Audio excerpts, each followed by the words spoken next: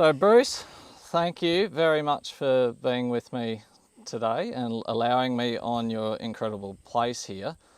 Um, I couldn't pronounce it as I went through the gate. Would you like to have a crack at that? Yeah, Yamara. Yamina, It's the black duck. black duck. Yeah. And I've noticed that you're running your own black duck food company at the moment Yeah. as well. Yeah. When did you start that? About 2 and a bit years ago. I'd been growing some of these foods just out of my own interest, but it became pretty obvious that these foods are going to be very popular with chefs and restaurants. But Aboriginal people didn't have much of a foothold in the industry, so we thought we'd better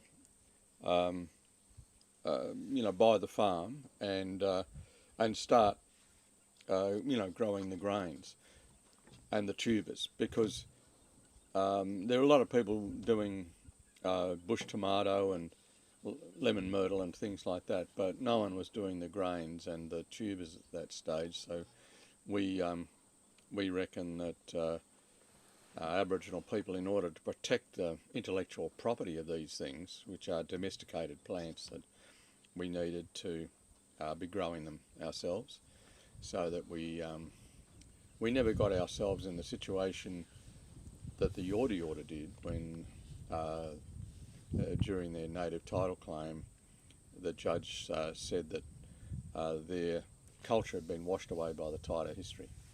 So if we don't want that to happen, we've got to be involved. We've got to be in the industry. Yeah, definitely. So we're near Malakuta in Victoria. Did you grow up here, or? No, my uncle brought me here in about 63 or 4. My dad came back with me about 67 or so, and my uncle is a bit of a ratbag, but he told me about the family that used to have a South Coast connection, and because he was a truck driver, he was backwards and forwards here all the time, and he introduced me to a few people in Lakes, and I didn't grow up here, but I was working here full time by the time I was in 72, I think. I was working and living down here. So tell me about your childhood and how you grew up and where you came from. Well, Dad moved around a lot, and the places I remember, like King Island, Dad went over there to work in the mine. The mine shut down, and so Dad, worked on the boats, as well as the hardware shop in Khory. So for me, I was about 8, 9 or 10, swimming every day and fishing every day was, just a dream, and I really enjoyed that life. Then we came back after the mine shut down and the hardware shop job finished. Mum got really sick. Mum was epileptic and had a seizure and very nearly died, and so Dad thought we should come back to the mainland. We went to Mornington, and Dad had a hardware store over there and went broke, and so then we ended up in Fawkner. I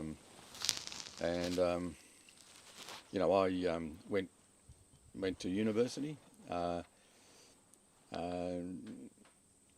wasn't a really good student at university. I was interested in stuff, but I just, because Dad had such a horrible time with accountants, he thought I should become an accountant. And, I just hated it.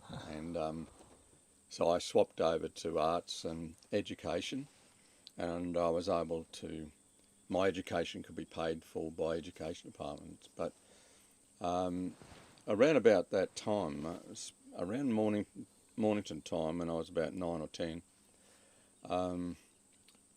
there were people in Mornington who knew about our family history, and so I didn't do anything much about it then. I spoke to the lady who kept on talking to me about it, But it wasn't until I was in my 30s when my daughter started asking questions about the photo album, and then I started working on developing a family tree, and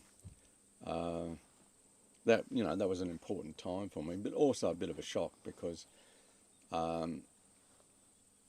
it's a lot harder than it sounds, because it's a completely different culture, and our family had not been involved in the Aboriginal community, although my dad was very close to a lot of Aboriginal people, and I never even thought about that until later on, about why he would do that and why he would go to King Island and things like that. So the family didn't talk much about it, but then once I started investigating it and I was introduced to other Aboriginal people, some of them family, there was no way back. Once you get obligation, and you've only got to ask 2 or 3 questions, and you're obliged to the person who answers you. I just got more and more involved in the community, and been like that ever since. It's just it's never ending, the learning that you end up doing. Is that how you rediscovered forgive me if I don't pronounce it correctly, the Yuin clan, and where you came from there? Yeah, we knew that our family had been involved with a lot of sport, boxing and footy and stuff, with local communities, but that it was sort of South Australia and Melbourne and on this coast here, and I found out that my great-grandmother had spent time here, a bit further up the coast, but and the reason for that was that her family used to holiday at Wallaga Lakes, and so that became a real interest to me, and then I remembered when my uncle brought me down here, he'd talk about this person and that person, and it all started to mesh together. I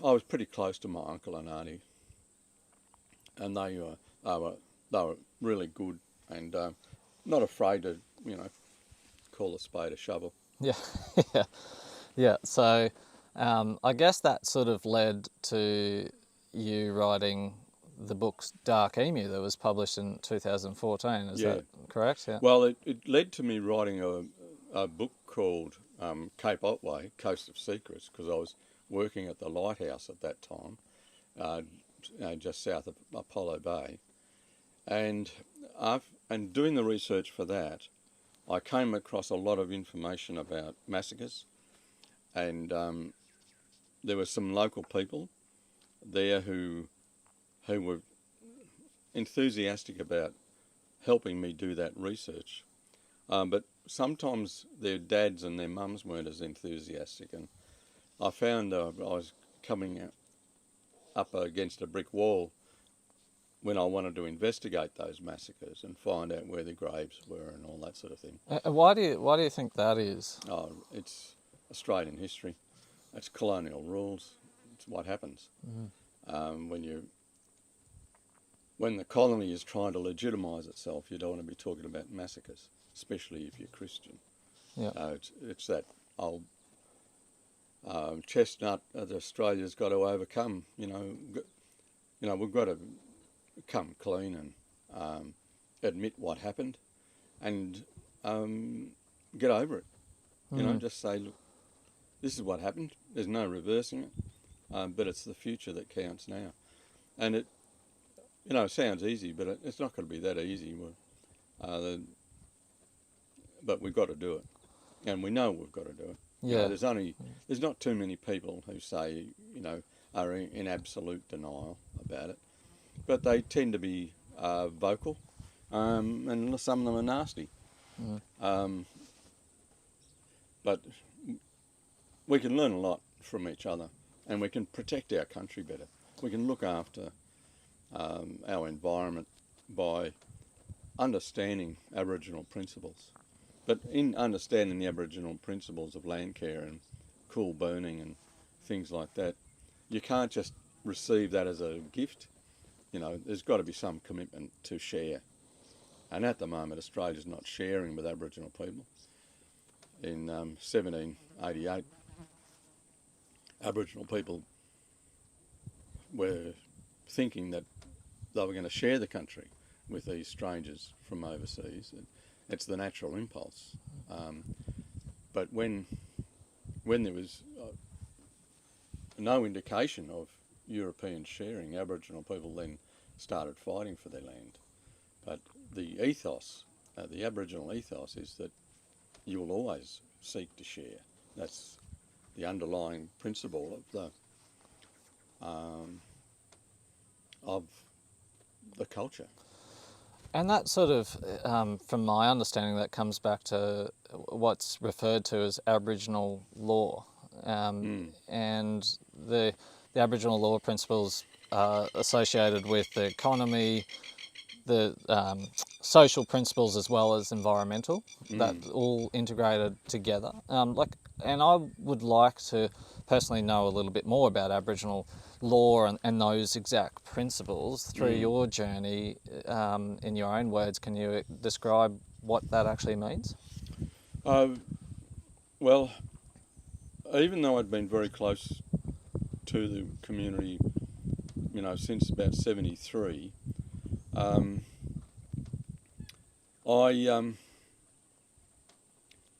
never presumed that I would know anything about the law. You know, like our family didn't deserve it because we weren't part of the community. And so I just presumed that we would, you know, we'd be part of the community, but we wouldn't be on the inside of the culture and the law. And, you know, I worked in language and, you know, a few education jobs, and, you know, from time to time, people would offer me law, and his bundle just turned up as we start talking about law. Who's Bunjil? The eagle, wedge-tailed eagle. Wedge-tailed eagle. And that baby, the one going kissel, kissel, that's the baby. This year's young. Yeah, right. Yeah, so I was offered the law a couple of times, and it was just unrealistic. You know, the people offering it had no authority to do it, and they weren't fair income. You know, one of them was just a boys' trip away. You know, and it's not what I wanted. I mean, I was playing cricket and footy and representative games, so if I wanted to go on a piss up, you know, there was plenty of opportunity. And but I just didn't take up those offers. They were gammon to me. But then old Uncle Max spoke to me very briefly at a festival at Braidwood, and a year later his grandson rang me and said, "Oh, you know, the old man wants you to come down here." And I thought I was just coming down to talk about dark emu, you know. So I just rocked up in the gear I had, and they said, and I said, you know, when do I work, you know? And they said, oh, you're not going to work. You're here for 11 days. I had no idea, and fortunately I had my swag in the back of the truck. That was reasonably common, but it was just a fluke that it happened to be in the truck that time.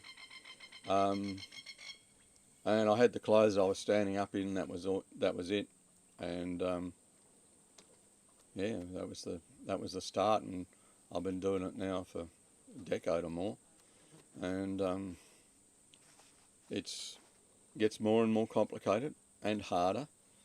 No circus, I can tell you.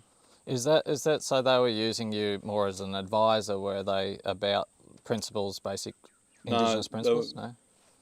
They were collecting people up and down the coast with Ewan Connection. Yep. And I just sort of got swooped up in that net. Yep. Yep. From your background and your history. And Yeah, and he'd already cased me out, and he'd been checking me out for a couple of years. Yeah. Okay. Well, it's funny you mentioned that you thought it was about dark emu. If you want my personal opinion, dark emu was such a brilliant starter of that conversation that you were talking about right now. Those basic principles, and just starting that conversation is that there may have been more to this than what we originally thought, or what we were suppressing. I guess suppressing the active suppressing of information, especially in education systems. And I sort of wanted to briefly touch on a couple of those these areas that you talked about in dark emu. One that really rang true to me, I'm in regenerative agriculture, and implementing those type of principles, and basically that's a more organic way of farming, more aligned with nature, mimicking nature, etc. And there's a lot of people that sort of claim that they're the first Europeans are the sort of the first ones to invent this. The further I go back, and especially after reading your book, I believe, just based on the evidence, that the Aboriginals were a culture that implemented regenerative farming principles, and they were the first ones in any civilization across the world, just because of how far back they were. And the other point that I sort of want to make here is that, they had populations up to 2 million people at one stage. So how could you not? How could you just think that they were hunter and gatherers? It just, in this country here, I mean, there's a big opportunity for plant and animal life, etc. But you go out further west, where they were living in desert areas, and there's not. So they just had to have come up with other stuff. And you talked about the native rice fields in Sydney, which really sort of rang true to me with those regenerative principles. And you were sort of mentioning that they used to sort of implement natural succession principles. So they would take the strongest seeds and replant them in the fields. Do you just talk through some of those examples that you mentioned? And a lot of it was based on the early European journals, wasn't it? Yeah, it was. The records are full of it. When you start reading explorers' journals and things like that, it's just full of it. And I'm still finding out new information. I'd love to be writing dark emu now because of all the information and the research. The university research that's been done in the last 8 or 9 years is phenomenal. And all of that's available to Australians. But all of those things surprised me, like the rice from up around Queensland and northern New South Wales. I'd never heard that our people grew rice, Neither but did when I. you look at the genetics of that rice, it's adapted to Australian conditions. You don't have to flood the paddock. It relies on the available rainfall, all of those things. Aboriginal people did supplement the water by the hydrology, but there was just so much really interesting stuff. But this is an area you could literally talk about all day, and we need to research it, because a lot of people talk to me about the grains we harvest here, the kangaroo grass and that, and they say, "Oh, but the grain is so small.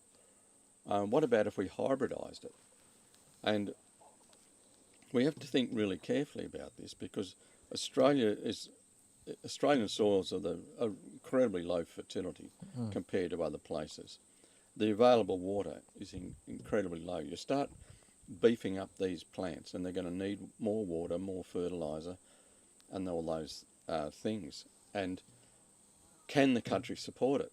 What the country has been able to do is produce a seed that big. And Aboriginal people were happy to go along with the country and not flog the poor horse to death. Yeah. So that, in terms of regenerative farming, that's an important consideration. So when we accept, one of these plants like, say, the lilies that we've got. They'll produce you a tuber that big. You can make them bigger, I suppose. But I've found those tubers growing on rock, and that's the benefit. They don't need high fertility, and they'll still produce your food. You start mucking around with their genetics, and the assumption is that, we know best. Our science will be supreme. But I think we're starting to realise that our science has it's flawed. Brought the planet to near extinction. Yeah. And so we have to be really careful about that stuff, and it needs discussion. But these lilies that we're growing here and we're harvesting, they grow in bone dry soil. They're perfect for Australia, and yet they still give you a vegetable which is better than any other vegetable I've ever tasted. So how do you cook them in? Well, yeah, I eat them raw. Do you? Because they're so flavourful, and they snap fresh. Yeah. Yeah, they're really beautiful, and but you can cook them. I gave some to my daughter just to show her mates who were here a few weeks ago, and what I meant was, taste them raw. Anyway, one of the whiz kids grabbed them and started to cook them, and they were bloody beautiful. Yeah, right. And I'd never cooked them before because, I don't get past, it's like picking fresh peas, you eat more than you bring inside, and it's the same with these tubers. They're wonderful plants. So do you use them at your Black Duck Food Company? Yeah, well, it's taken us, we've only got 2-year-old plants here. The older the plant, the more tubers, because they're perennial. They're amazing. We just punch them back into the ground again, press them in, and after we've harvested, and then we can go back to it 12 months later and do the same thing. Always stays in the ground. They sequester carbon because you're not you're not releasing carbon into the atmosphere. They're just wonderful plants. So I guess there's the other point that is really good in that regenerative farming space too, is that conventional agriculture, traditional those traditional European Western culture methods have released a lot of carbon into the atmosphere. What Aboriginals were doing was supporting the land. It was that natural succession, so that as the climate did change, and we have gone through climate changes in the past, it's just been a lot more slower than what we're sort of feeling now. So they naturally built resilience in their plants from replanting the strongest seeds. And you're saying with the hybrids and the genetic modification is that we're not actually, it's not becoming resilient to the land and the climate that Australia is. Those type of principles. I think colonies in general have trouble accepting the land as it is. You've come from Europe in most cases, and you come to an exotic country, sometimes in the southern hemisphere, and so many farmers just expected to treat it like it was Kent. Not everybody did that, but a lot of people did and still do it. And it's only sustainable, if sustainable is the right word for it, on the very best and wettest soil. On the marginal country, like where we're growing cotton at the moment, the land is being ploughed, left fallow, all the carbon is released, and blows away, and the soil blows away. And I think it's all about soil cover. Perennial plants and soil cover. 100%. And Aboriginal people knew that the light Australian soils, if disturbed, were really vulnerable to wind. We're not just a hot place, we're a windy place. And so in the regenerative models we're working on here, it's all about soil cover. Soil cover, not leaving exposed soil. Okay. So the other, I want to touch on a couple more things that I read in your book that I found really interesting in the Dark Emu book that you wrote. Aquaculture. Do you want to explain the concepts of aquaculture both in freshwater and salt water, what happened in this country here, and how the traps worked. I found that fascinating. Yeah,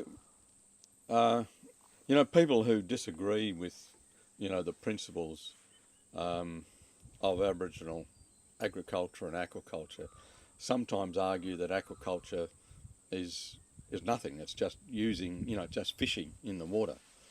But Aboriginal people had a plan in regard to that, to maximise the catch and maintain the fish stocks. And those structures that people built were fascinating. And, everyone knows about Budj Bim and, the rock channels and how they were constructed, and how the hydrology worked to bring the eels to a certain point so that they could be harvested. And that is fascinating.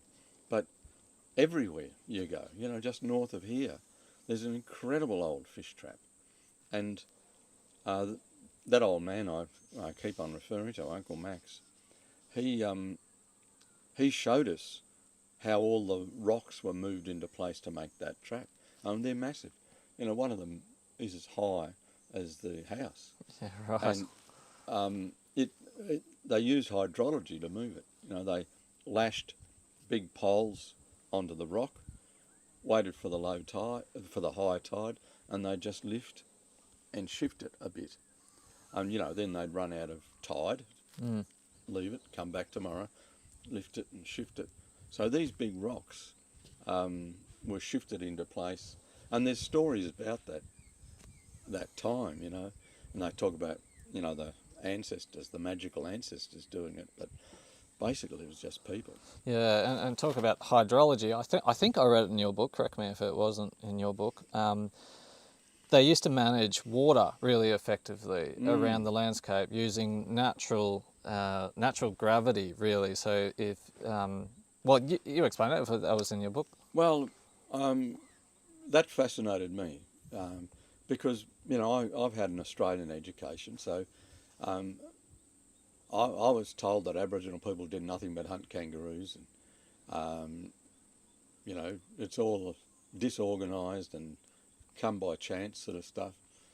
I started reading about that, and then I read about Aboriginal people building dams, and that really caught me out because I hadn't even imagined it.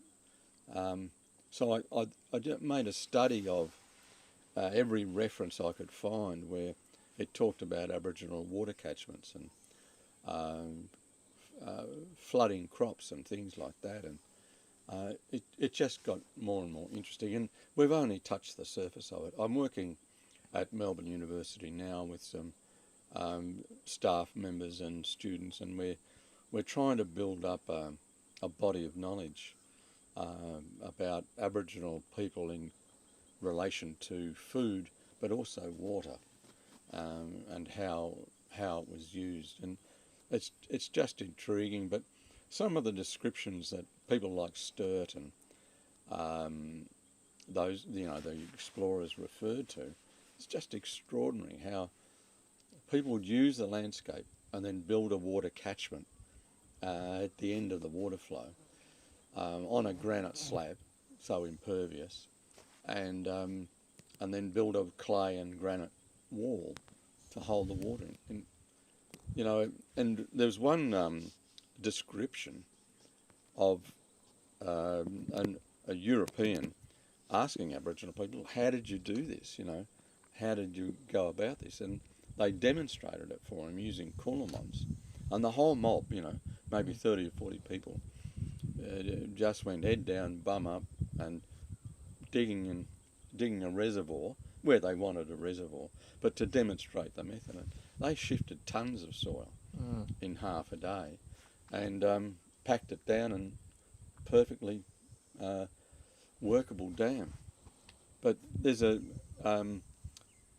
young student began a study on the Roper River years ago, and she found that a lot of the European dams were built on top of an Aboriginal dam.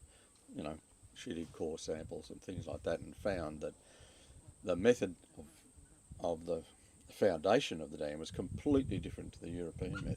Yeah. And you could tell the difference in who had actually made it.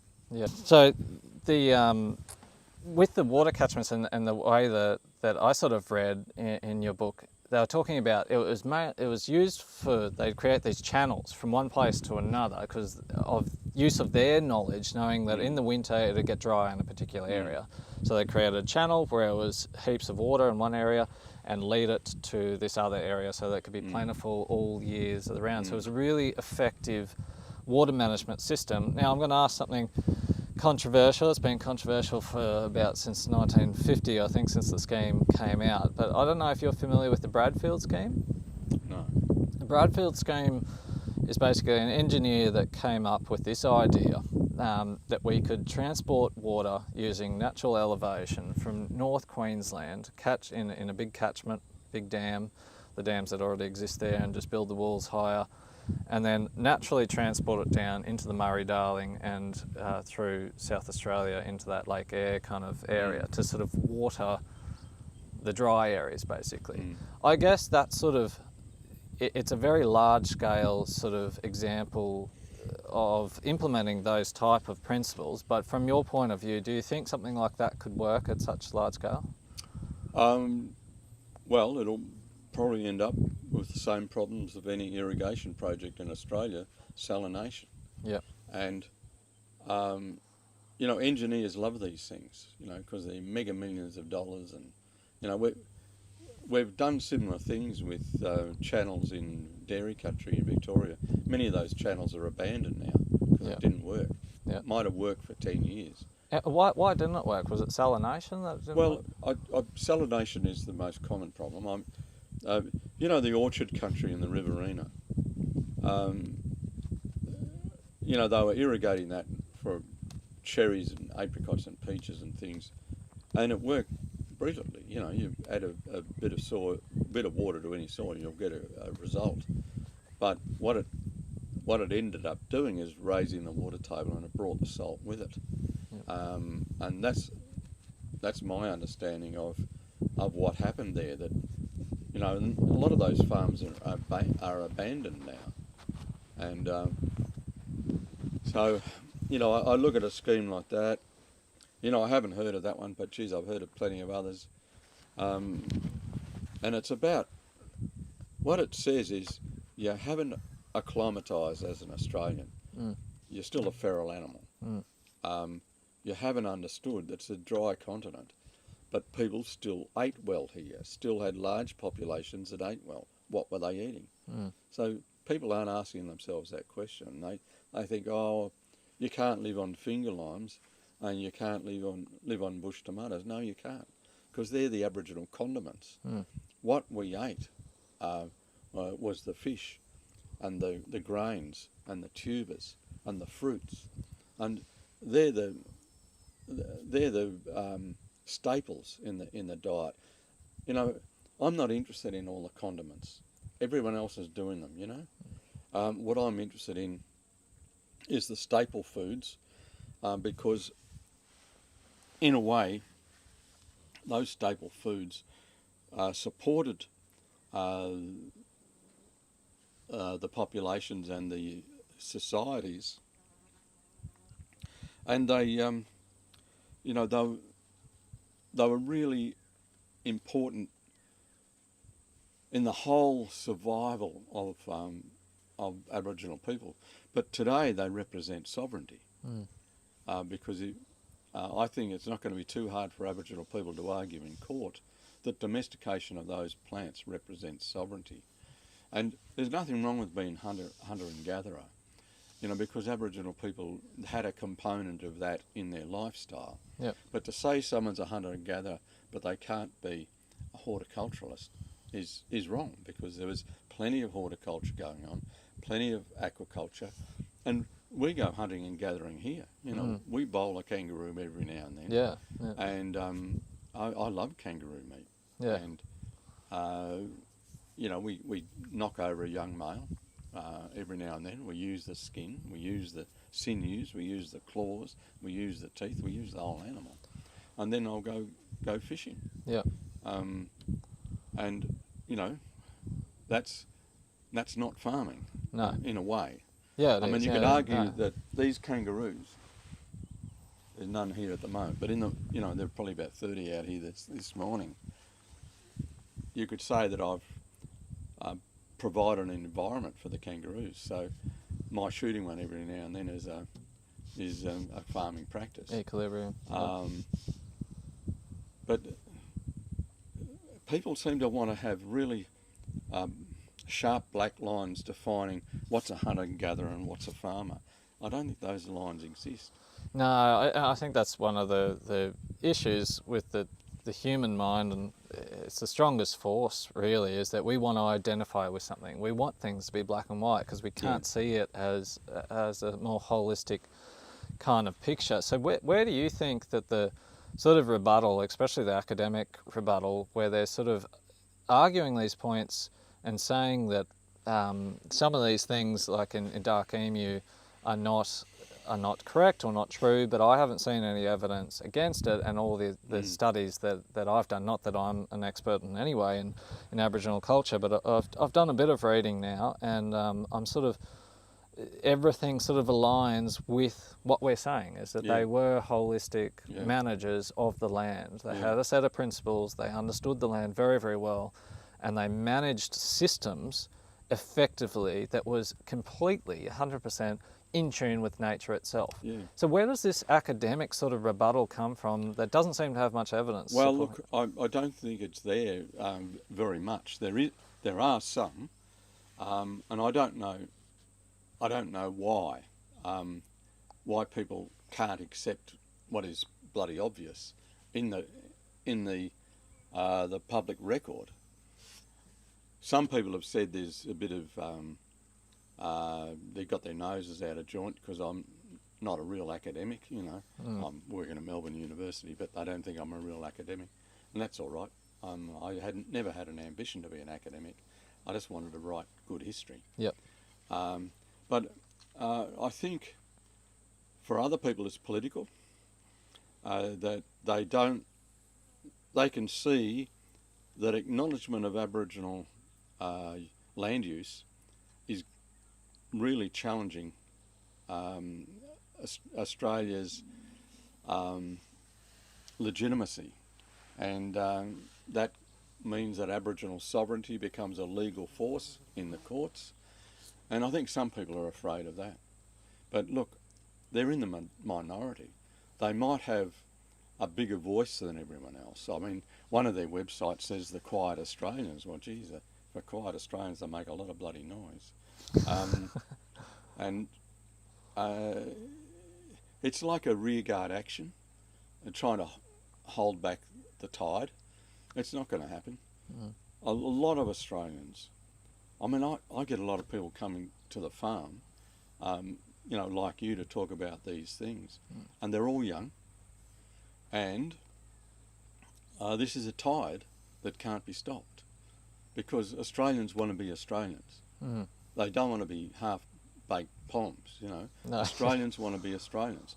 Australians want to fall in love with their land, and you can't fall in love with the land if you're behaving like an Englishman. Yeah, and unless you understand it fully too, is probably where I would like to get my knowledge up there a bit better, is understanding it on a better level. So in saying that, the one of the questions I've got for you, how can we better incorporate some of these land management and water management principles into current agriculture, which is, as you know, it's very mainstream, it's very traditional, and it's very high demand, which means we're trying to get as much out of the country as we can. How do we sort of slow that down and say, let's think about this a bit better and incorporate those more Indigenous traditional principles? Look, I think it's a really complex question. The answer's complex as well. People don't like complexity because it throws in too much doubt, and complexity requires a lot of energy to think about. But all the best answers come out of the most complex problems. If we come up with simple answers like, let's all shift all the Queensland water down to Victoria, they're kind of, it's fairy tale stuff. And you can just tell, this isn't gonna work. You know, the Ord River scheme. You know, we've transformed it into an agricultural zone now, but it was supposed to be for power. Yep. It's not producing power. You know, it was an engineer's delight. You know, we're going to have a bloody big turbine. We're going to have a lot of water. We're going to build the world's biggest dam. We're going to do this. We're going to do that, and they just couldn't generate the amount of power and get it anywhere that needed it. You know, there's nobody lives up there much. Yeah. You know, so they're producing a massive amount of power, but there's not enough people there to use it, and then to reticulate it down south. You know, the mathematics of pushing power along an electric cable means that by the time you get to Perth, it's disappeared. Yeah. It's, you know, the maths was wrong. Someone got super excited about it, but hadn't thought it through. Yeah. So, and that's just part and parcel of not coming to terms with who your land is, and understanding her for what she is, and reacting not against her, but with her, and say, well, you know, people were able to live here. A lot of people, 2 million, 3 million. It could have been 4 million people. Who knows? But those people were able to live through climate changes, and you know, oscillations in rainfall. So what were those plants? And that's the area where I see most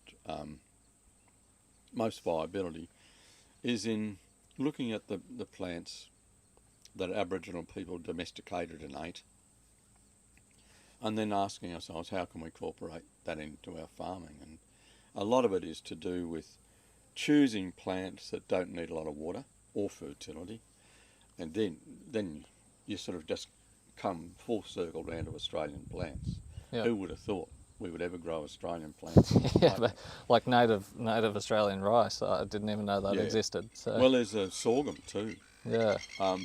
There's a sorghum grows in the Bega Valley, and I'd love to know more about that. I mean, there's an opportunity waiting for someone, because the Bega Valley gets very dry.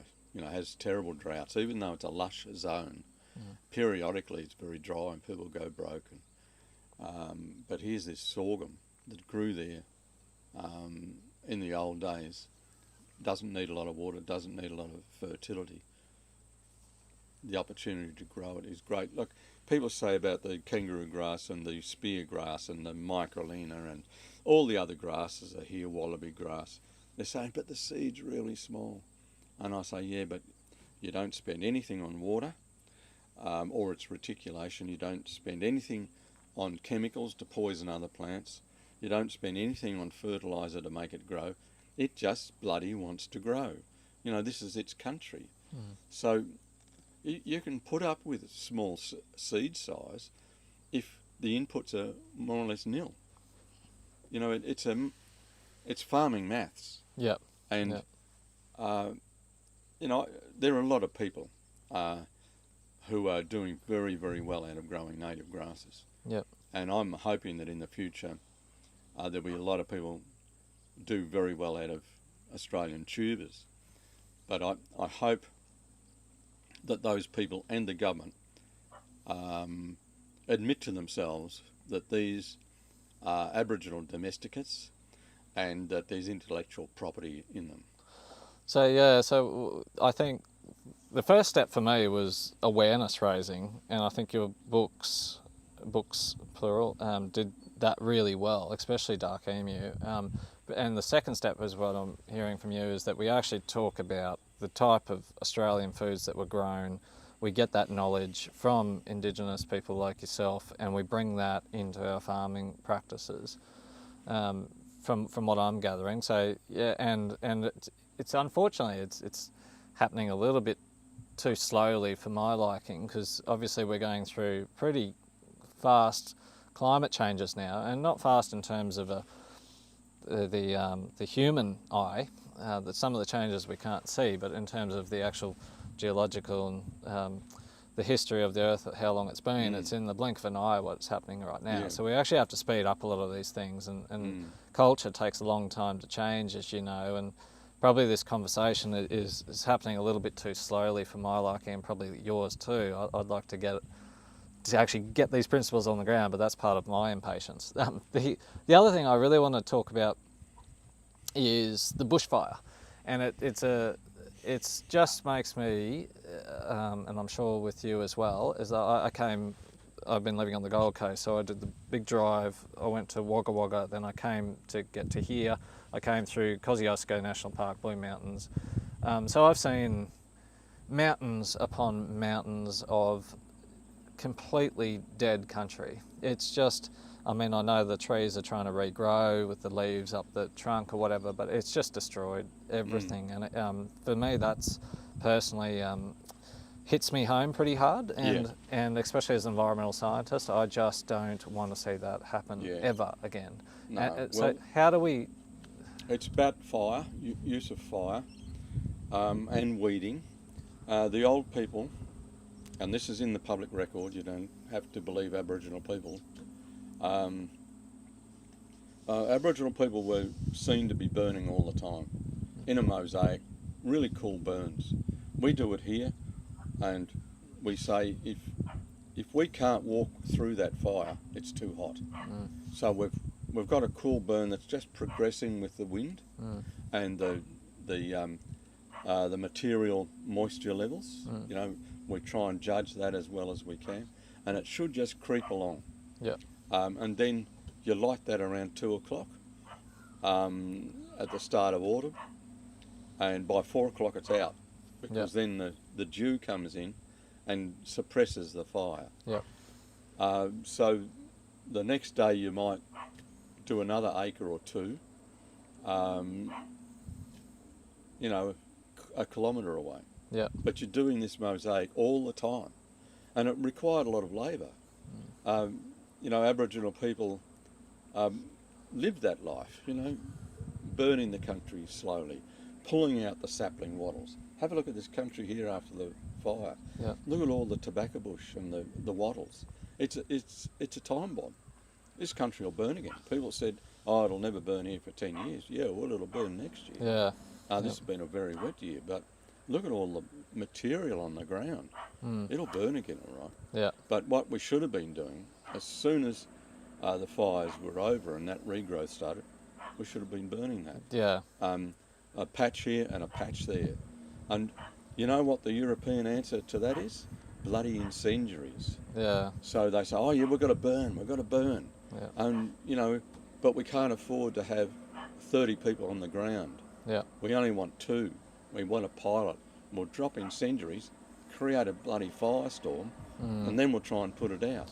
It's the wrong way to look at fire. Yeah, so I read Victor Stephenson's book, Fire Country, and he was talking about how Indigenous would actually go out on the country and matchstick burning, basically, like look at a piece of country, read it, and say that needs a bit of a match, but then they would know that this patch over here, it's going to go out at this place. So they would know the specific area that it was going to go out at, so that they would be able to go out and read country. And what we do, because I've worked as an environmental professional for a while now, so we had fire management plans, but it was very methodic. So we'd go along, and it was very done on a map, basically, without actually going out into the country. It's going, we're going to burn this patch in this year. We're going to burn this block in this year, and we're going to put fire breaks around it. So it's a different way to look at it. The way that Victor was explaining it anyway is that you would actually go and understand the country first before you went and put a match anywhere or planned anything. You would go out there and look at it. And one of the issues that we're facing now is that, exactly as you say, people don't want to do that. They don't have time to do it. Everyone's busy, and we don't actually go and read country anymore. So and a lot of that type of fire management regime is in national parks. I mean, Kosciuszko, Blue Mountains, they were taken out, and it was all national park. How do we start speaking to governments, as governments run these places, and talk to them about trying to how can they understand country better? How can they? What's the first thing that they would need to do to implement a better fire practice? Live on the country. You know, get to, as you said, get to know the country. Aboriginal people lived in that country. They were very intimate with all the plants and the condition of those plants. So I think you have to be really knowledgeable about your country. And so there's a lot of science there.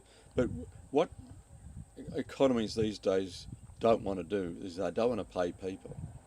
And I think the solution is labour intense, and there should be no unemployment in this country, because there's this work to be done, and you need boots on the ground for it, or thongs on the ground. You know, if you've got a decent fire, you don't need boots. Yeah. You know, if you need boots and fire-resistant clothing, it's too hot. Yeah. I'm in the CFA.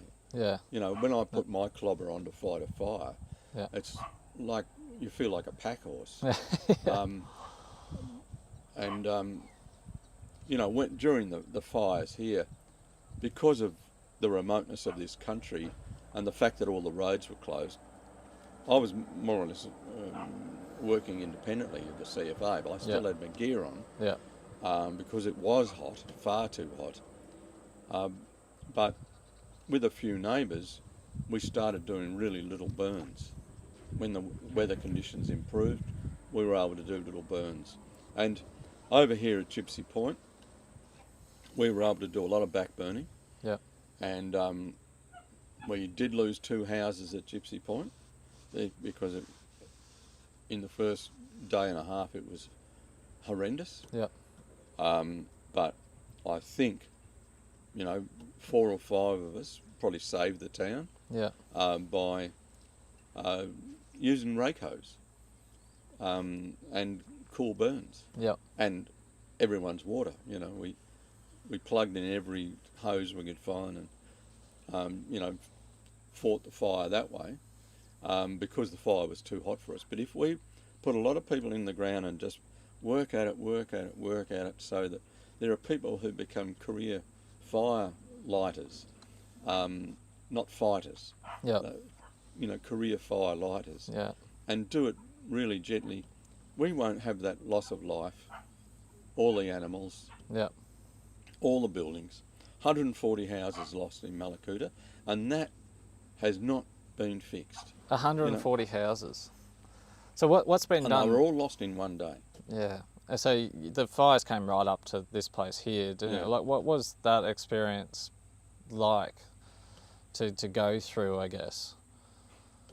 Well, I don't like talking about it much because I think of what happened in Malakuta, and I think, well, I've still got my house, I've still got my chair where I have my breakfast, still got the same cups. I know people have got nothing. So we got away with it really light here. But the reason we were able to survive was because the Holocaust was over. It hit Malakuta, it hit that hill over there. Yeah. You see the bald patches? Yeah. That's granite.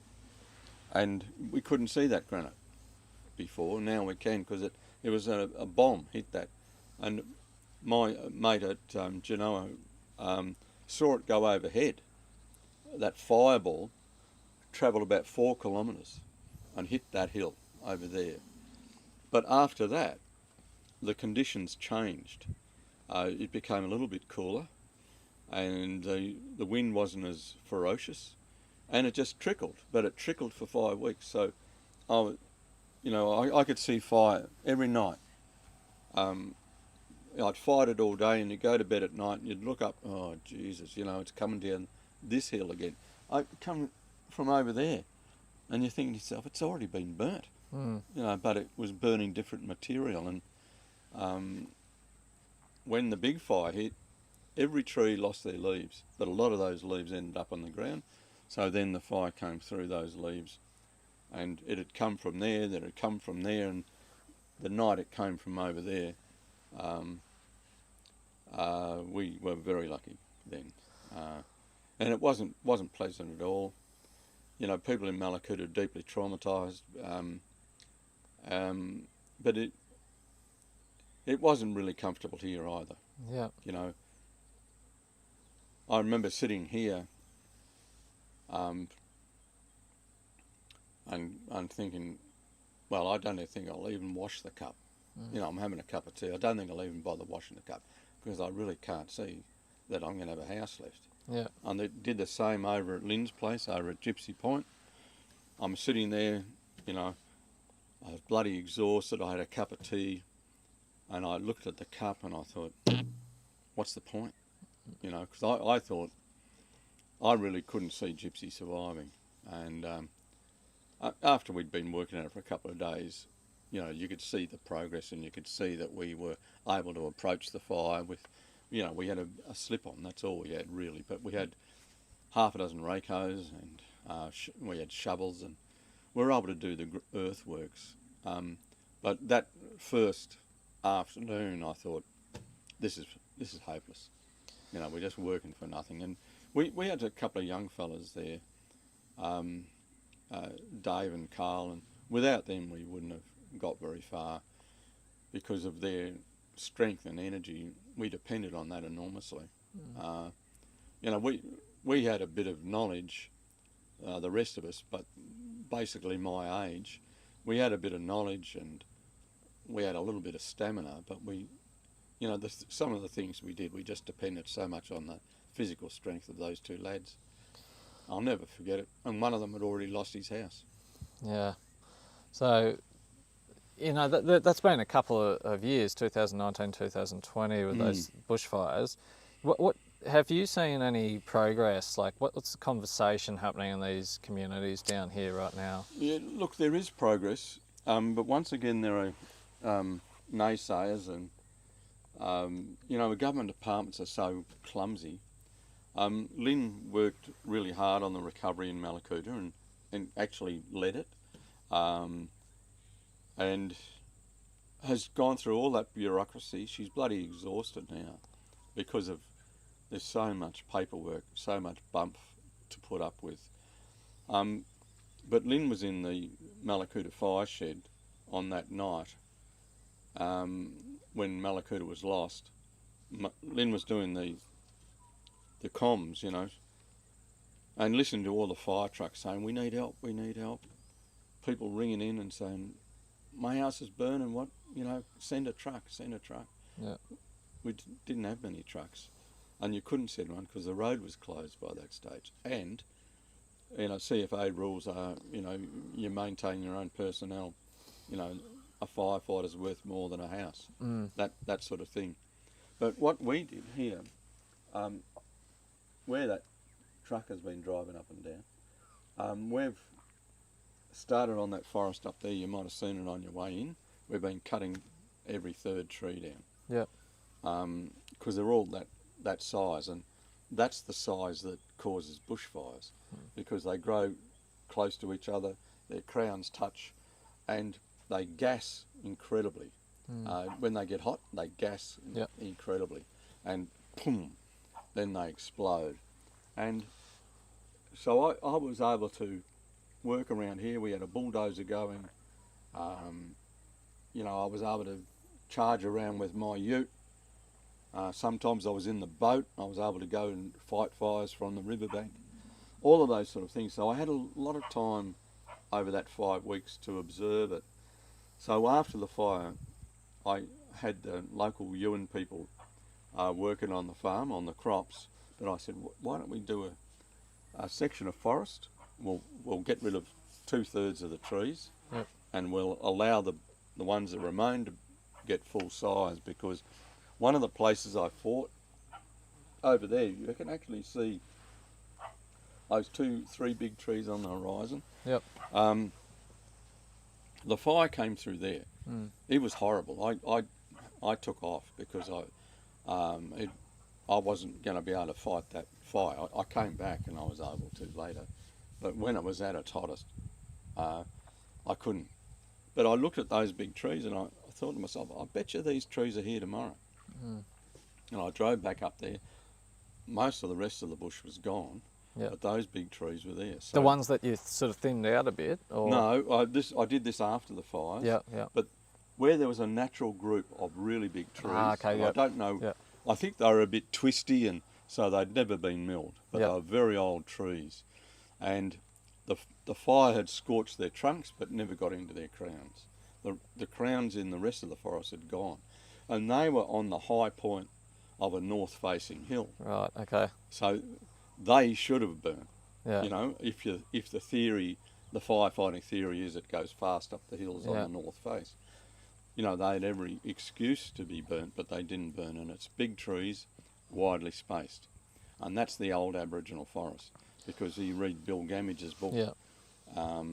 and, you know, he talks about the fact that Aboriginal people had a lot of spaces in the forest. Yeah. A lot of open green areas, and where the forest existed, there were big trees, widely spaced, with grass underneath them. Yeah, from an environmental perspective, that sort of open forest model is the most effective, so that you don't create, monoculture and the rest of it. So Yeah. I completely agree with you with that sense. So in summary, I guess you're sort of saying that it's vegetation mismanagement in these places. Yeah. So it's a combination of probably thinning and then better fire management practices, mosaic burning, that kind of thing. Yeah. And I'm really conscious that we need timber. You know, I've just finished building out here, and we used a lot of those laminates. You know, the new laminates. Wonderful material to work with, and super strong. And I see a real future for that in Australia. We should be importing that stuff. We should have the machine that does it. Because it's really good use of forest timber, because you can use lengths like that. But doing what we're doing over there, if we do that on large scale, say the whole farm, we'll have a lot of logs that are that deep. And so what we're negotiating with is forest companies to say, we're going to do this, and we want money for these trees. So I reckon if we follow this method, we're going to have timber not to burn. We're going to have a lot of timber for the next 20 or 30 years. That gives us time to look at, growing different sorts of plantations. These plantations in New South Wales, they were horrible. Yeah. They just monoculture sort of stuff? Yeah, mostly seaburai, Yeah, okay. silver top ash. Yep. And but they were cheek by jowl, and I took my daughter up to Eden to get her out of the fire zone with all the kids, and then I came back, and as I was driving up there, I was seeing all these forestry coops, which are all for the pulp factory, and I thought, I bet you when I come back it's all gone. Yep. And sure enough, I came back next day, obliterated. Those forests were gone, and there was 2 foot of snow on the ground, white ash. The fire had been that hot. Yeah. It had just reduced. There were no leaves, no sticks, no nothing. Some trunks had survived, but it was so hot, and we've got to avoid that. So that's why we're doing this experiment up here, and we'll still have a lot of wood out of it. Yeah. Because the very fact of thinning the forest gives you this opportunity to use a certain size tree. Yeah, I think that's one of the fears that people have, right, is that they're thinking that burning more is going to do more damage to the environment, whereas we need to sort of reverse that thinking, I believe, Yeah. and just... And no more burning timber on or chucking used timber down into landfill. Yep. When we had to pull down a building here to build the new one, and so all the framing and all the boards, we used them again. Now, denailing a piece of timber is hard work and it takes a long time. But if we value the timber, we'll say it is worth doing that, and we will reward you for doing that. So there'll be an industry out of recycled timber. There's recycling timber industries now, but they'll be commonplace, and they'll be supported because the government will say, well, gee, if we can get all our timber out of that, then it saves us having to grow a forest to pulp or to turn into timber. And it you know, we've pulled down a lot of fences here, and we reuse all the fence posts. In fact, some of them are big enough to mill, and we use the planks. And they're beautiful timber because they're, you know, first growth forest. They're really old. And you know, all of these things are possible. You just have to change your way you look at the country and value the country. It's just you're just putting a different price on things. Perception, right? And this is a good transition into the more spiritual side, I'd say, of Aboriginal culture that I've learnt. I don't know if you've heard of Graham Walsh. Yeah, Dad was good mates with him, and we sort of picked his brain about a few things. He had a theory that the country that I come from, the left hand painted on the sandstone wall from the clan there was a symbol of giving power back to the earth, and the right hand was for receiving power, and it was associated around burials. So they'd put the body back into the earth as a symbol of giving power back to the rock. And then the right hand was for, you know, they'd take from the country in food and stuff. And the studies that I've done in Indigenous culture is around the world is that they've got a similar concept, like that Lion King's circle of life. And like you say, it is a different way of looking at nature. It's valuing nature, the more intense spiritual value of nature, and putting a price on that. Now, I was up in Cape York for a while, working with the traditional owners up there, and what I learned up there was on one side of the river they really valued scar trees, and on the other side of the river it was a different clan and they didn't value scar trees at all. It was the same tree, but they didn't value it as much as what they did this side. This side, it was more sacred to them because of burial sites and their ancestors and that kind of thing, and they would do call-outs on one side. And the call-outs really rung true to me. Like, I've heard of them before, but I've never seen it done before. And it was intense experience for me because I sort of realised, I did a lot of study into quantum physics. And quantum physics is basically when it's the scientific theory of when you break down everything to its smallest molecule, we're all the same, we're all pure energy. And one of the first rules of science is energy is neither created nor destroyed. So when a body goes back into the earth or whatever, it becomes the earth.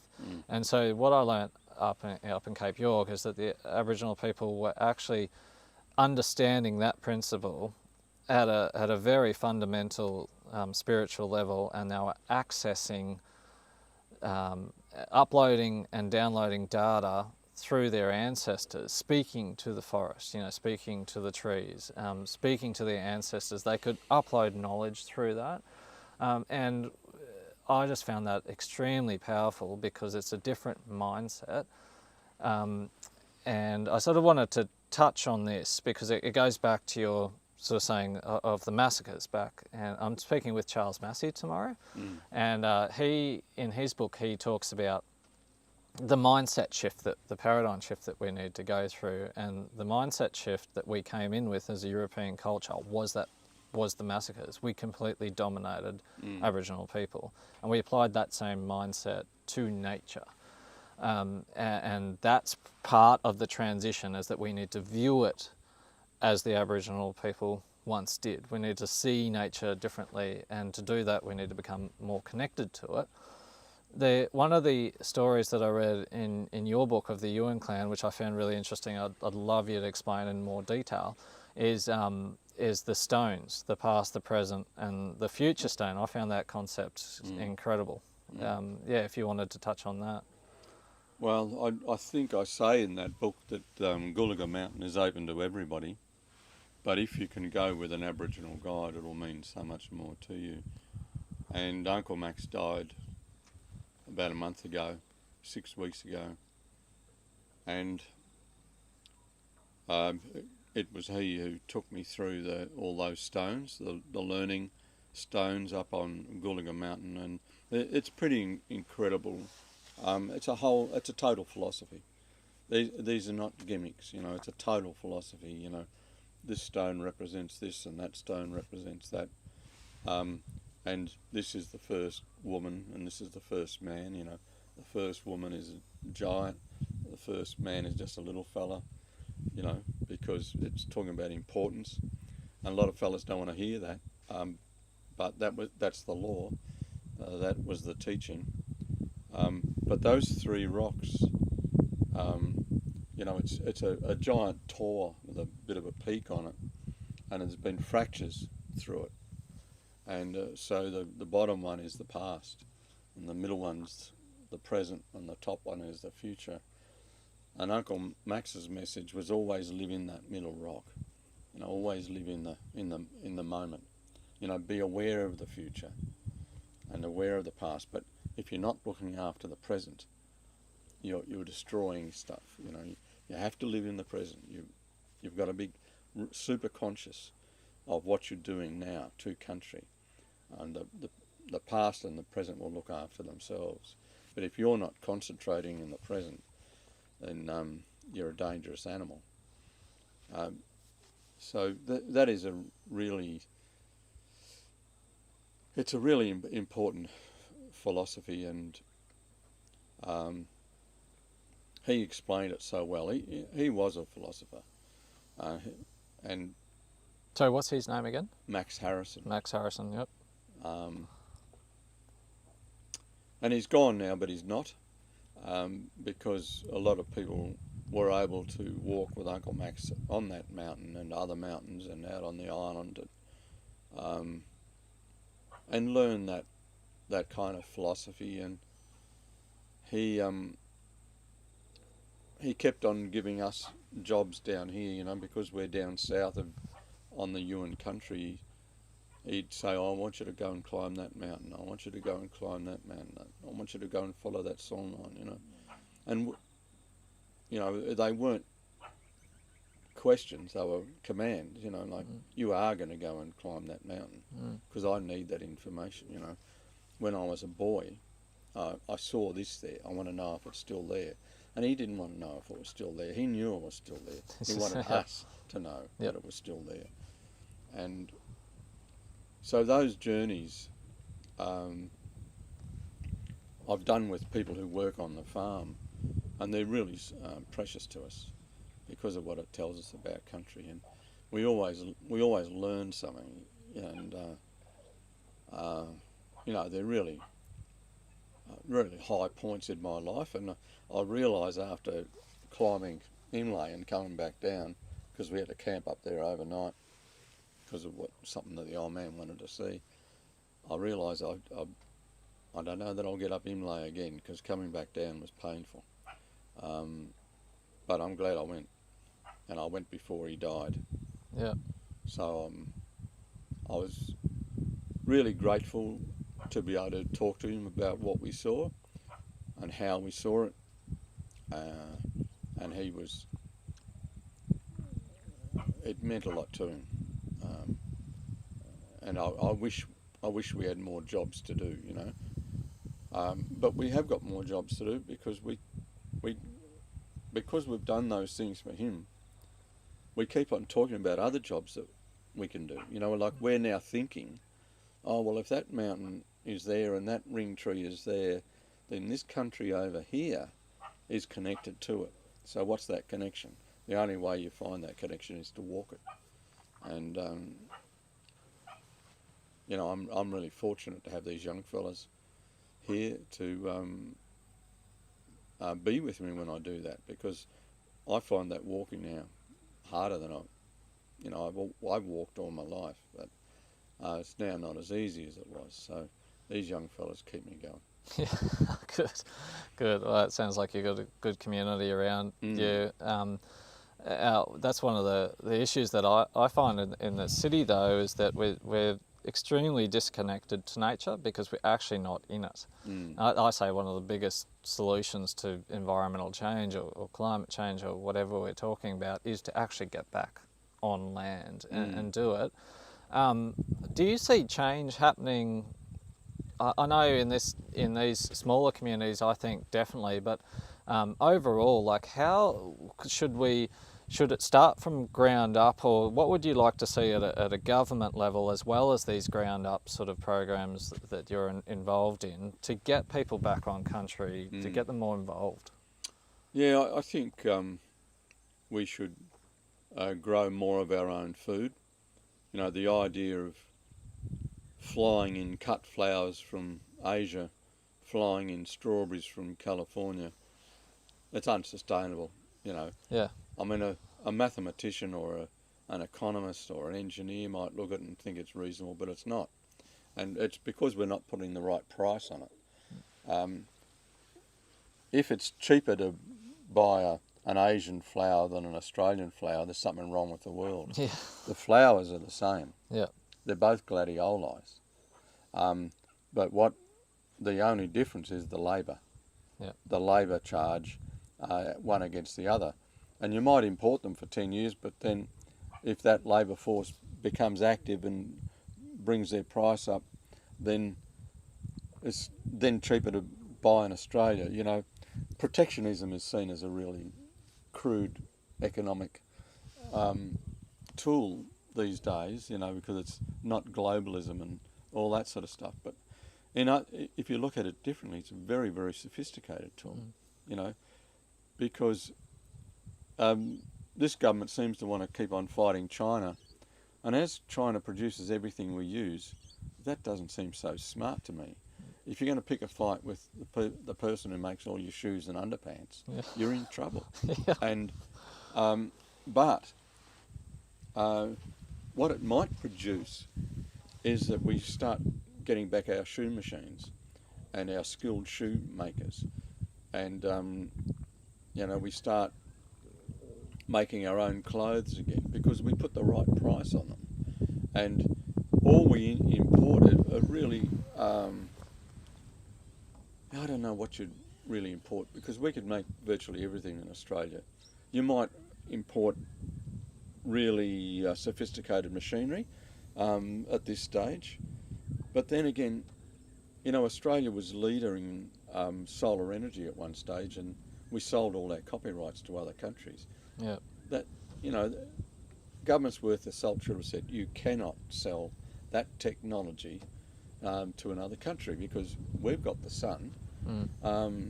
So we should hang on to that. It just makes common sense. Yeah. And so I think the economic principles, we've been told that globalism is good for us, but it hasn't reduced poverty. It's increased it. Yep. And it hasn't increased satisfaction. You know, we a lot of the clothes we buy are sort of designed to last 1 year or one fashion cycle,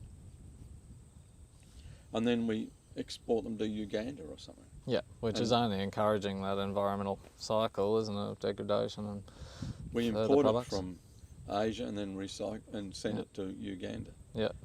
This is horrible use of the world's energy. Yeah. Yeah, to absolutely. be doing that. And it's this sort of globalism that it sounds so smart when a man in a suit talks about it. It looks bloody ridiculous when a man in shorts starts to examine it. Or when a young girl in year 4 looks at it, and I've seen this happen in schools because I go to schools a bit. I'm an ex-school teacher. You know, you pose a problem to the kids, and they all, you know, they just latch onto it like that, you know. Yeah. So you say to them, oh, you know, what we're going to do, you know, we've got a problem with the barrier reef and all the, you know, ships going backwards and forwards, dropping oil and smashing into the coral, and you know, but we've got to pick up our cars from Japan to bring back to Australia. So we've got to have this backwards and forwards. And one girl said to me, she said, my dad works at Ford in Broadmeadows. He just lost his job because we think it's smart to take a ship over to Japan to bring back cars. Yeah. And we stopped making them in this country, you know. 8-year-old kids, they're onto it, Yeah. you know. And Yeah. we've got this sophistry in our brains about, it makes economic sense because per unit of, all this economic crap that we talk to ourselves about. And yet there's this fundamental thing about we just haven't put the right price on it. Yeah. We haven't added in the real cost of the transport because of its environmental damage. Yeah, absolutely. We bring a watermelon from the Ord River scheme. We haven't costed that watermelon. You can, I was buying them for 90 cents, a whole watermelon for 90 cents. Come on. Yeah. That's come from bloody the Ord River. Yeah. It's ridiculous. And the poor old farmer, what's he getting out of it? 20 cents? Yeah, no, not much. That's exactly why I'm a big believer in bringing across some of those Indigenous principles. I mean, obviously we're never going to go back to that way of life completely, but I think that we can bring in some of those principles. It's because it's all driven by the paper bill, right? Like the money. It does drive people's ambitions. What if we change our perception on nature and value it more spiritually? And some people are going to say we need to put a value on that, and that's where the carbon pricing can come into it. We can actually value carbon sequestration and avoid emissions avoidance and put that dollar value on it. But what I find so fascinating, and the Native American Indians had it a bit as well, is that spiritual element that really comes into it that we are missing as a Western culture and as a society as a whole in Australia and globally.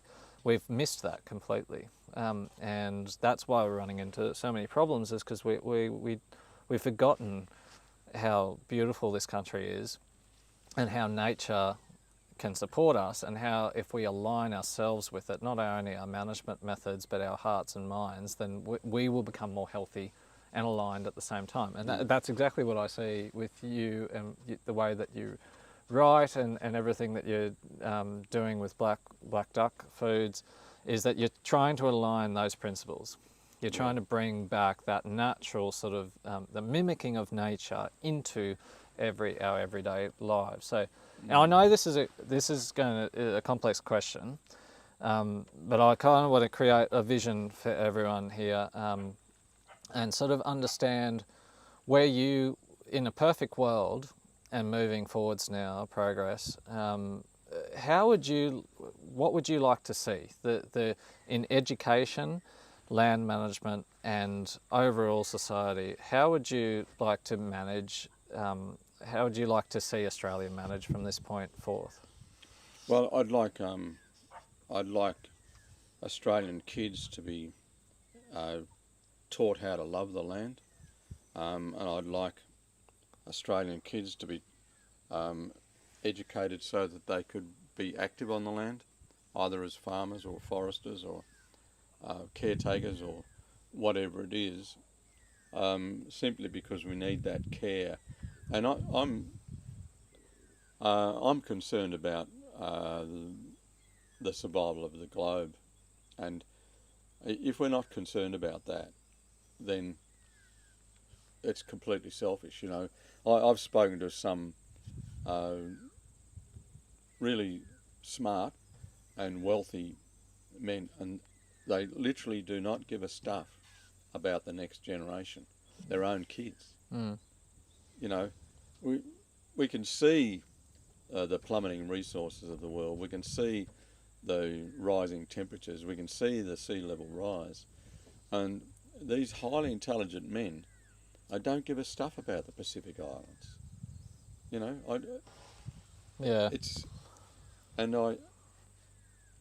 I just can't.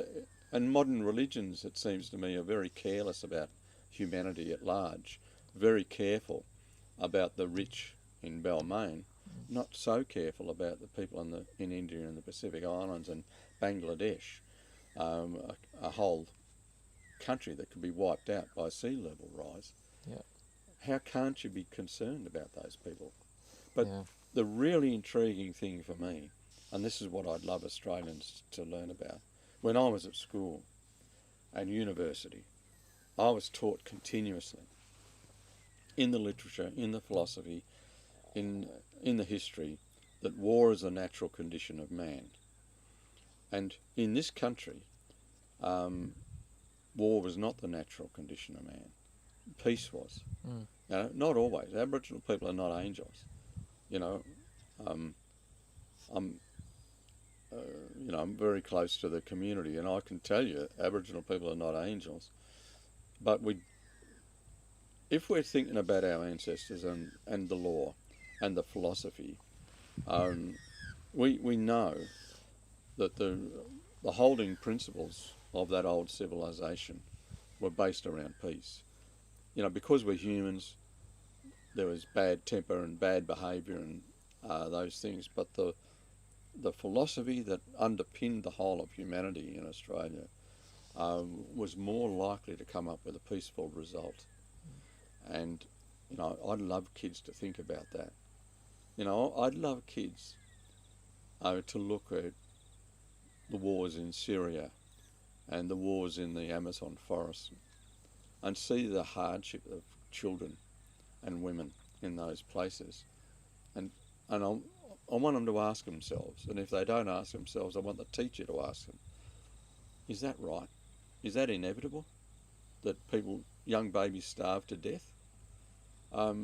Is there an alternative? And yes, there bloody well is. And it's here. Yep. It's that old philosophy that people would share. And it was what Aboriginal people were expecting Europeans to do when they turned up in Sydney Harbour. Yeah. Just expecting people to share. I'd like to just quickly jump in there and back up that point that you've made there, because it's a really important one moving forward, and it's what I read in First Footprints. Did you? Yeah, great show. Yeah. I read the book, and it went into a little bit more depth of what the show did, and it talks about when they did go through those extreme climate changes, like there was a 10,000 year ice age drought, basically, and as you know, there's lots of clans around. They operated within their various ecological niches, boundaries, etc. But and they were territorial, but there was a massive trade system that ran from Cape York all the way down to Western Australia, and it was just a huge trade system. But they did stick within their sort of territories, as far as I've read. Yeah. But the thing is, as times got harder, they didn't become more territorial. They became more cooperative with each other, with their neighbours, because they realised that they've run out of water over here, but they need to access that land over there that has good water. So they would become closer, and they would hold these big ceremonies between each other to exchange knowledge. And not only knowledge, artefacts and food and stuff. So I thought it was a beautiful concept. As the times got harder, they fought less, not more. It was less, because they understood that they had to unite across Australia to utilise each other's resources. And that's I just really love the point that you made then. You brought it back to, as we are going into these challenges in the future, we have to incorporate, we do have to ask ourselves, like, which way do we want to go here? Because the Donald Trumps of the world and everyone on social media, it is heading towards that. We are encouraging sort of violence, I guess, and it could head towards that. We're not playing with swords anymore, we're playing with nuclear weapons. And so I really thank you for making that point, because it sort of reminded me of where I would like civilization to head as well. But anything else that you think? Yeah, well, I think we're going to find. I think that Australia, in the very near future, is going to hear a story which will explain that beautifully. And it's the story of the whale, of Gurrawal. Because old Uncle Max, when he was 11 years old, was introduced to the story of the whale at Cathcart, up at the base of Mount Kosciuszko. Very funny place to learn a story about a whale. But every Aboriginal group that I know of has a whale story. And the whale used to be a land mammal, and it went to sea, and you can still see its pelvis in its skeleton from its back legs. But the Aboriginal story is that whale went to sea in order to look after the sea, that the serpent and whale have a conversation, say, well, we've got to look after the whole globe. One of us is going to have to go and look, take the law out to the sea. Yep. And the whale decided to do that. But it goes right around Australia. The right whales go to the left and the humpbacks go to the right, and they go not only around Australia, they go around the world. And when the sea level rise was happening in Tasmania, and this is part of Uncle Max's story, what he was told as a boy to look out for, even though the old men who told him had never been to Tasmania, they knew that this site existed in Tasmania. And I look forward to being able to talk about that site. But what the whale said to the people who were, they were going to lose all their land, like that was the worst thing that could happen to you, make a pandemic look like chickenpox, it was going to be horrific. But the whale said, you follow me, I'll take you to high land. So the whale took them to high land, and he said, when you get to that land where you will be safe, you will meet your cousins there, and you're going to ask them to share their land, and they will let you. But you have to behave yourself, because you've asked for the greatest gift of all, and they will give it to you. But you really have to be polite, because of, you've been offered this sanctuary. Mm. And that's the fundamental thing about war. And you talked about it, that the inclination was to not go to war. The inclination was to try and rationalise land use. Mm. And I think the whale story is just wonderful. And I was introduced to it by that old man. And then, because I was travelling around with Dark Emu, I was talking to Aboriginal people everywhere. And over in the West, I spoke to Wayne Webb, and he said, you better come with me. We started talking about these things. He said, you better come with me tomorrow morning, and my son will sing you a song. And when he started to sing that song, I realised I could understand half the words, because that story had travelled either from here over to the west, or from the west over to here, telling the story about the whale going out to sea, right across the continent. Yep. And using basically the same language.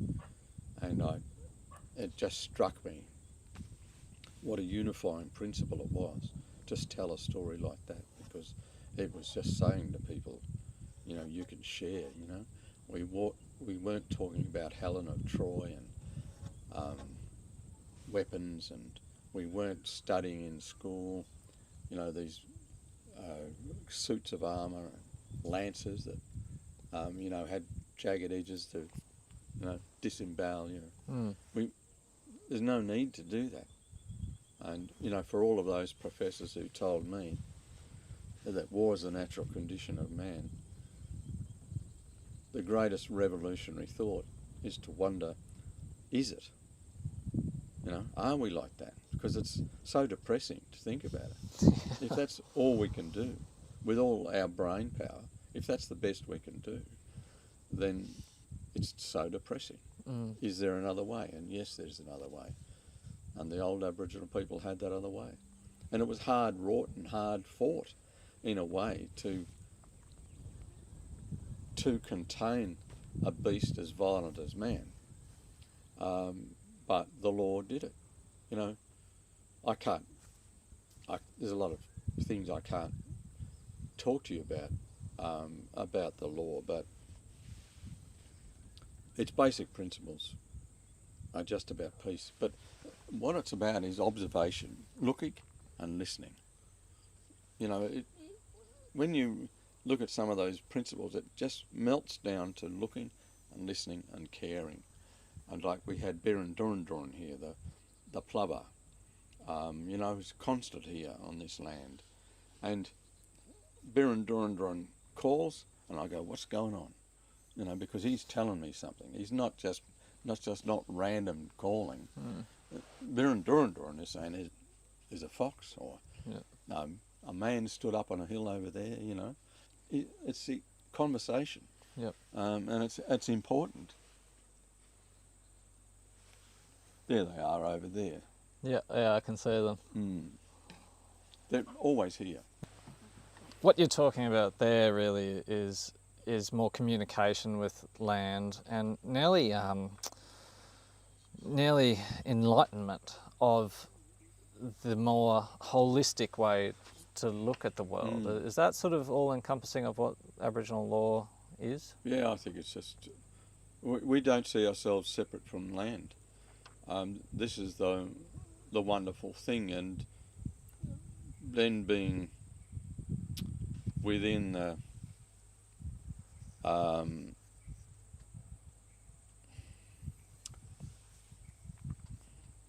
totemic system. People, Aboriginal people don't talk about it like that, but Europeans understand as the totemic system. You get aligned. An older person will align you with a particular animal or a plant or even a season or a wind. And so for the rest of your life, you are super sensitive to that wind or plant or animal or water.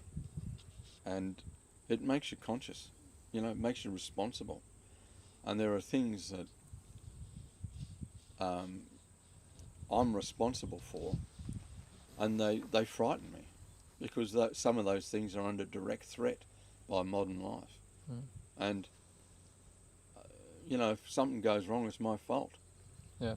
So it's just not an intellectual commitment to something. You're doing it to save your own life.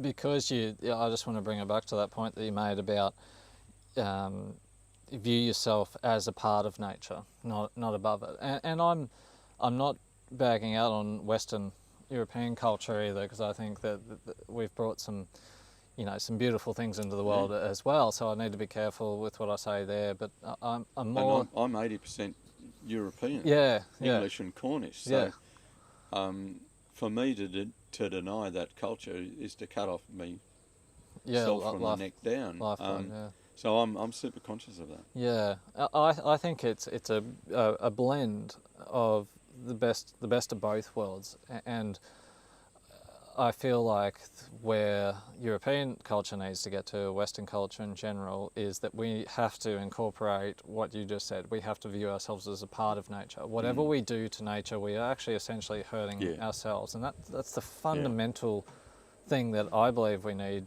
to move forward in this world. Yeah. And we can't do anything to hurt these two birds over here. We can't take away their food, for instance.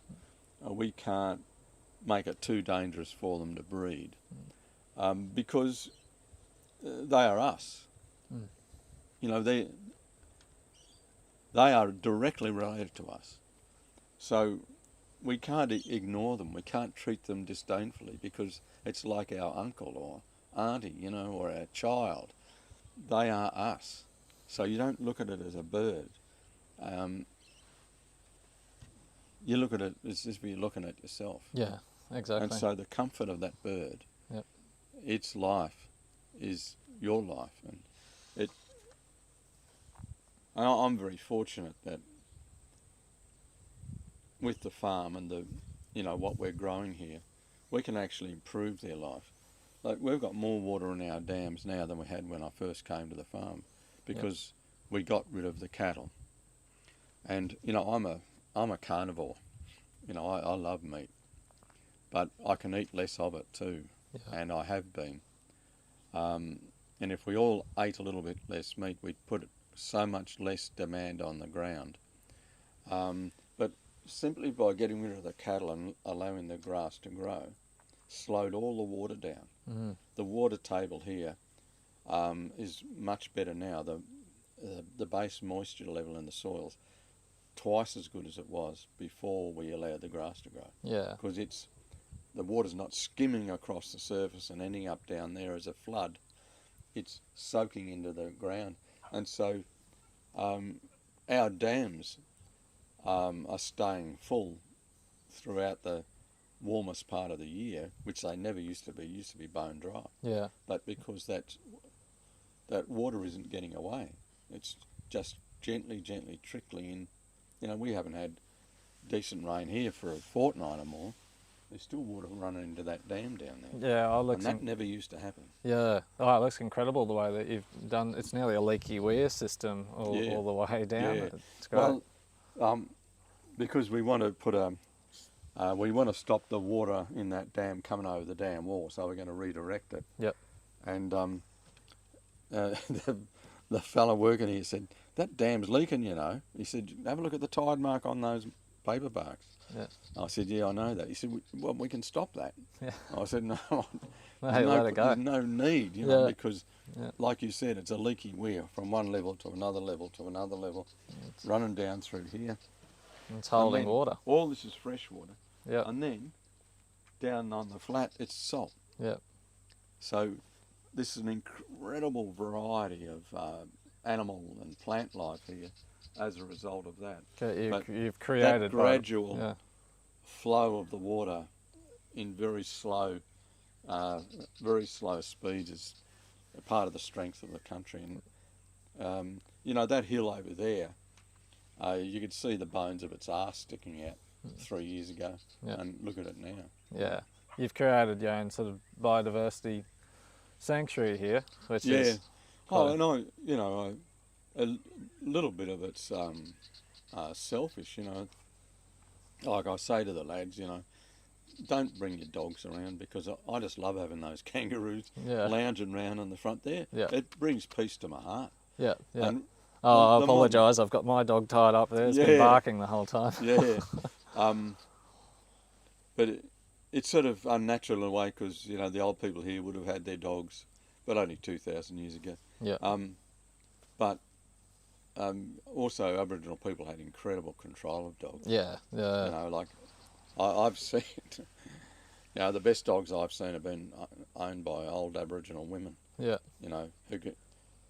They barely need to turn their head to look at that dog, and the dog goes, right, okay, I understand now. Yeah. Just a little glance and the dog goes, oh, right, righto. Yeah. Because they know, the understanding of dog between an animal is so great that the communication is very, very subtle. Yeah.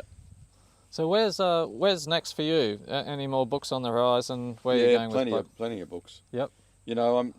I'm 74, so you never know how long you got, but you could be 18 and not know how long you got. But I got plans for another 8 or 9 books. Oh, great. If I finish 5 of them, I'd be really happy. Yep. One of them is on ring trees. Yep. Because there isn't a book on ring trees, and we need one. Yep. And some people say to me, we're really nervous about exposing the knowledge of ring trees. And I say, well, in Bairnsdale there's a ring tree lying on the ground, and it was cut down, not because it was a ring tree, but because people didn't know it was a ring tree. So if there'd been that knowledge, maybe that tree would have survived. Now, I know for a fact that if you expose this information, there'll be vandals around who'll go and cut them down. Yeah. But I think more will be cut down by accident than deliberately. So excuse my ignorance. What's a ring tree? They're trees where the Aboriginal people have manipulated the branches of the tree to make a circle. Okay. Sometimes an oval, sometimes like a shield shape. I've seen a lot of them. But you can tell the ones that have been done deliberately by Aboriginal people, because sometimes you see the ligature, where the two branches were tied together with vine or rope. Yep. Aboriginal rope bark, to make a shape. And what was that used for? It was used often as demarcation of women's sites, often just as a guide to take you through country. Yep. You go from this ring tree to that ring tree in a straight line, and you keep on going, and you'll come to a lake or a river or something. Okay, yeah, yep. So they take you through country, but they also take you through life. And, you know, there are some that we use ritually.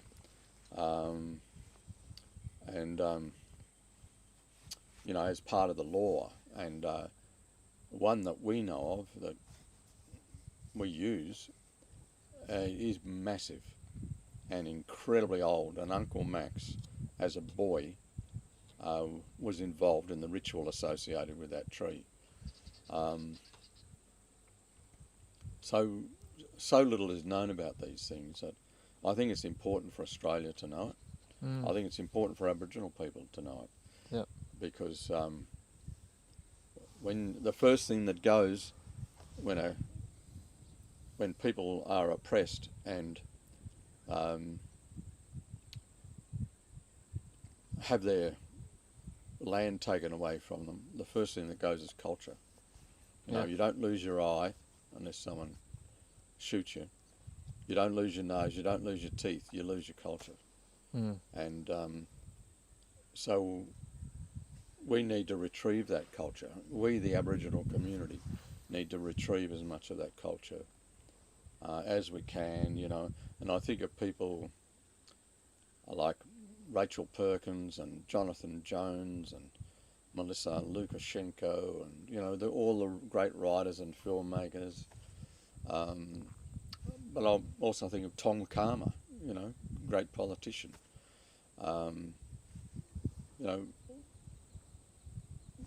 we need to hang on to culture. So I admire those sort of people so much. Well, I think a lot of people admire yourself. I mean, if it wasn't for you and people like Victor Stephenson and the archaeologist behind the First Footprints book, I wouldn't have known a lot of this stuff. So I mean, and that's, I mean, I've been personally interested in it since I was a little kid because we had rock art all down our cattle property that I grew up on, and I just loved the stories, hearing the stories and learning more about it, and wondering why more people weren't interested in it, and wondering why we didn't learn it at school. And then I think it's becoming more prevalent and mainstream now because of people like yourself. So I want to personally thank you, but on behalf of everyone, I think we owe a great deal of gratitude to people like you, and I hope that you keep on writing forever, because I'll keep on reading them as long as you put it to paper. So. Oh well, I've got a new book coming out later this year. Yep. Okay. What's that called? It's called Imperial Harvest, and it's a novel, and it doesn't mention Australia. Yep. But it's talking about the nature of war. The next one after that follows on directly from it, but it does talk about Australia. Okay. And it does talk about the absence of war. So all these sort of principles, concepts that we've been talking about peace. They're in the novels. Yeah. Perfect. That's where we need to. There's always a family story in them as well. Yeah.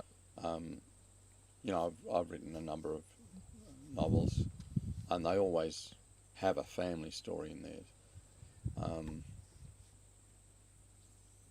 Not about me, but about, you know, a couple of 100 years ago when our families first started. You know, the white families coming to Australia, meeting Aboriginal families, and all the toing and froing and the, you know, unbridled sexuality. That's what created the family. Yeah. You know.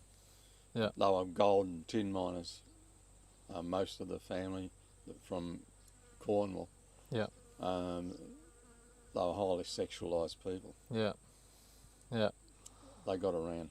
Yeah, did they? Right, okay. Good. Well, I might go and have a little poke around with my drone, if you don't mind, and take a few shots. That's fine. But anyway, thank you very much for talking with me today. No worries. I really appreciate it, and I'll look forward to that book coming out. Yeah, I am too. Anyway, feel free to wander around, and I'll go back to work. All right, thanks, Bruce.